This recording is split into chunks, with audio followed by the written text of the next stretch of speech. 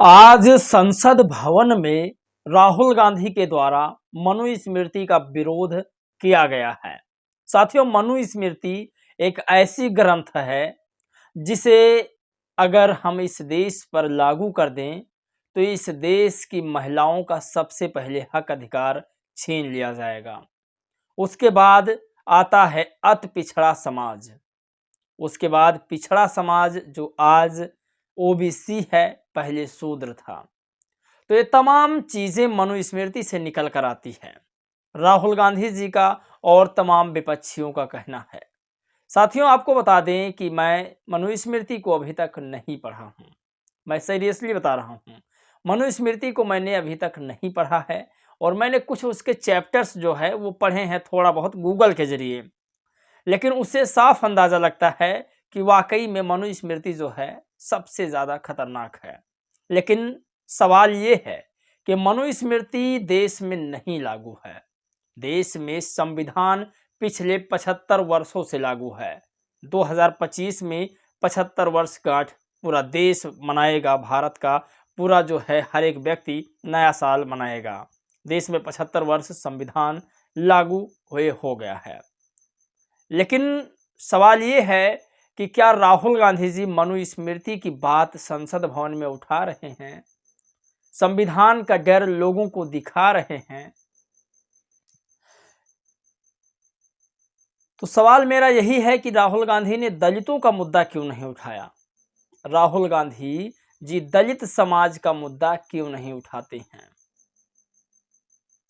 आज बीजेपी का डर दिखाया जाता है लोगों को, संविधान का डर दिखाया जाता है। असल में सच्चाई यही है कि बीजेपी और कांग्रेस में कोई फर्क नहीं है।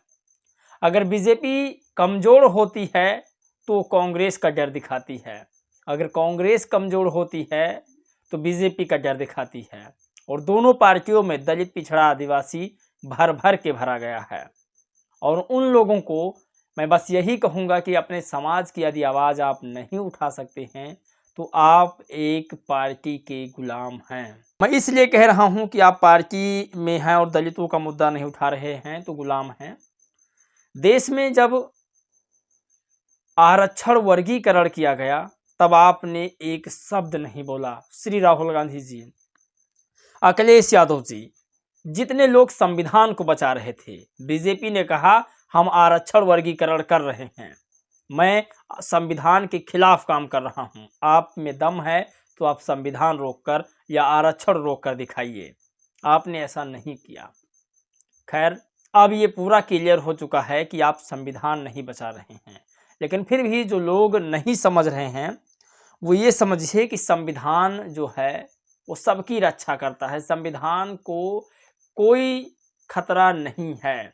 आप जहाँ चाहें वहाँ अपना वोट कीजिएगा, किसी के दबाव में आकर के वोट मत कीजिएगा। संविधान को कोई खतरा नहीं है, बस ज़रूरत है संविधान को पूरी तरीका से लागू करना।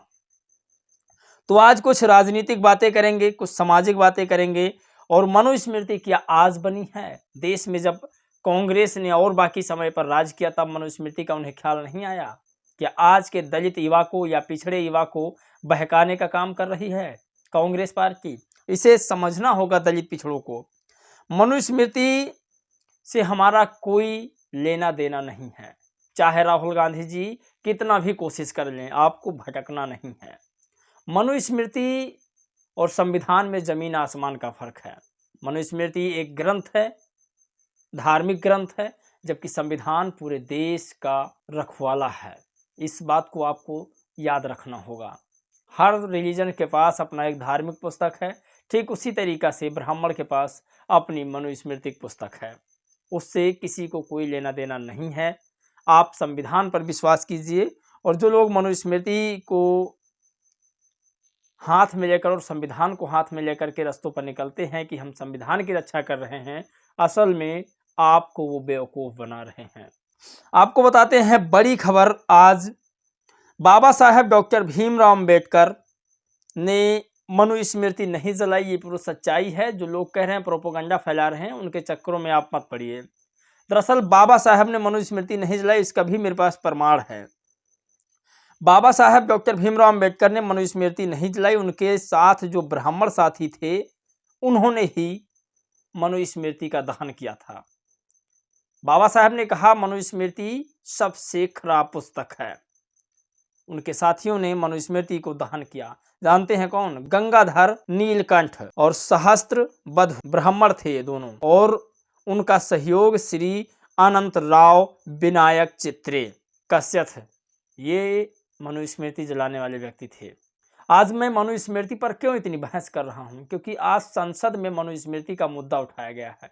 आप कल्पना नहीं कर सकते, जो किताब दब जाती है उसको विपक्ष वाले उठाने का काम कर रहे हैं। आप मनुस्मृति की कंपेयर राहुल गांधी जी संविधान से क्यों कर रहे हैं? संविधान एक शक्तिशाली पुस्तक है, जबकि मनुस्मृति एक रिलीजन्स को चलाने के लिए पुस्तक बनाई गई है। और अगर आपको इतना ही फिक्र है तो सबसे पहले आप उन जगहों पर मनुस्मृति जलवाइए ला करके जहां आपकी सरकार है। अगर कांग्रेसी चमचे इस वीडियो को देख रहे हैं तो दूर हो जाएं। खैर, आपको बता दें कि झुकती है दुनिया, झुकाने वाला चाहिए। अंबेडकर की ताकत देख रहे हो। आज संसद में एक भी व्यक्ति अंबेडकर का विरोध नहीं कर सकता है। सब में अंबेडकर हितैषी होने की होड़ लगी हुई है। यह है बाबा साहब के विचारों की ताकत। न गांधी, न नेहरू, न सावरकर, कोई नहीं, सिर्फ अंबेडकर। याद रखिए, ये वही पार्टियां हैं जिन्होंने बाबा साहब के जीते जी उनको संसद नहीं जाने दिया। सिर्फ बाबा साहब को संविधान लिखने का हक मिल गया था। तो ये हाल है। कहीं बाबा साहब देश के प्राइम मिनिस्टर बन जाते तो आज यकीन माने कि जो पिछड़ा, महिला, दलित है, आज वो सबसे अच्छे पोस्टों पर होता। अगली खबर की ओर बढ़ते हैं। दिलीप मंडल ने इसे लिखा। दिलीप मंडल की मैं बात यहाँ इसलिए कर रहा हूँ क्योंकि इनके पास जानकारी बहुत है। अगर ये बीजेपी में हैं तो विपक्ष की बुराई जोर तोड़ से करेंगे, और अगर ये विपक्ष में हैं तो बीजेपी का भी बकला उधेड़ने में कम नहीं है। आपको बता दें, इनके पास जानकारी है, नॉलेज है, लेकिन इस समय बीजेपी के साथ हैं तो ये बिल्कुल विपक्ष वालों की बुराई करेंगे। लेकिन मनुस्मृति पर ये लिखते हैं, कांग्रेस महात्मा गांधी को लेकर अपनी पोजीशन स्पष्ट करे। गांधी लिखते हैं, मनुस्मृति को बुरा नहीं मानना चाहिए, उसमें काफ़ी कुछ प्रशंसनीय है, उसमें कुछ बुरा भी नहीं है। सुधारक को अच्छी चीज़ें लेनी चाहिए और बुरी चीज़ों को छोड़ देना चाहिए। पढ़िए महात्मा गांधी संकलित रचनावली से। तो ये सबसे बड़ी चीज़ है, हमें इस बात को समझना होगा। अब थोड़ा राजनीतिक बातें करते हैं। आज चंद्रशेखर आज़ाद ने रेलवे मंत्री जी से मुलाकात की। उन्होंने रेलवे मंत्री जी को एक पत्र लिखा जो आपके सामने आ रहा है। रेलवे मंत्री जी को पत्र लिख करके उन्होंने बड़ी मांग उठाई है। आप सुनिए एक बार।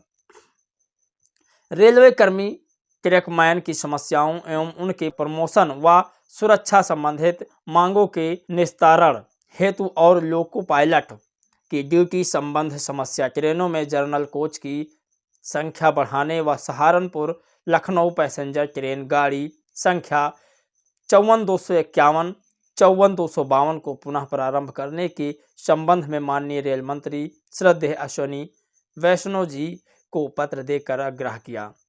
तो नेशनल मुद्दा चंद्रशेखर रावण उठा रहे हैं। नेशनल मुद्दा, यकीन माने, ये कोई पार्टिकुलर मुद्दा नहीं है, ये नेशनल मुद्दा है। और अगर वो दोनों पैसेंजर फिर से चलाई जा रही है तो जो किराया महंगा हुआ है वो भी सस्ता होगा, और लोग जो धक्के खा करके लोकल एरिया में टूरिस्ट कर रहे हैं उनको आसानी हो जाएगी। और एक बड़ी खबर आ रही है चंद्रशेखर के सहयोगियों को खुश होने की। जेल में आजम खान से चंद्रशेखर आज़ाद मुलाकात करते हैं। अखिलेश यादव जी बाहर से फोटो खिंचवा कर आते हैं। इसका असर यूपी में क्या दिखा है, एक बार आप सुनिए भारत समाचार की न्यूज। हरदोई जिला जेल में अब्दुल्ला आजम से मिले यूसुफ मलिक। सपा नेता आजम खान के पैरोकार हैं यूसुफ मलिक। यूसुफ मलिक ने आज़ाद समाज पार्टी से गठजोड़ के संकेत दिए हैं। आजम खान की चिट्ठी को लेकर बोले यूसुफ मलिक, सपा ने रामपुर की बर्बादी का संज्ञान नहीं लिया है। आज संभल और कुंदरकी में भी वही हो रहा है। अब्दुल्ला आजम की आम कैदियों से बदतर जिंदगी है। संभल कुंदरकी में प्रशासन अत्याचार कर रहा है। समाजवादी पार्टी पर यूसुफ मलिक ने लगाया बड़ा आरोप, केवल वोट बैंक की राजनीति करती है समाजवादी पार्टी। तो कहीं ना कहीं ये एक इशारा हो रहा है आज़ाद समाज पार्टी को मजबूत बनाने का। और जो आज़ाद समाज पार्टी के चीफ चंद्रशेखर आज़ाद हैं, उनका मुसलमानों के प्रति लगाव इस कदर से है, ऐसे लगता है कि आने वाले समय में, मैं फिर कह रहा हूँ, अखिलेश जी की और राहुल गांधी जी की राजनीति मुसलमानों के प्रति खतरहील होती नजर आ रही है। तो ये बड़ी खबर है। और ऐसे तमाम खबरों के लिए आप हमारे चैनल को भी सब्सक्राइब कीजिएगा, बेल आइकन को दबाइएगा और अपनी राय प्रतिक्रिया दीजिएगा, क्योंकि सोशल मीडिया सच्ची मीडिया है। यहाँ पर आवाज़ उठाना मतलब पूरे देश में आपकी आवाज़ गूंज उठेगी। जय भीम, नमो बुद्धाय।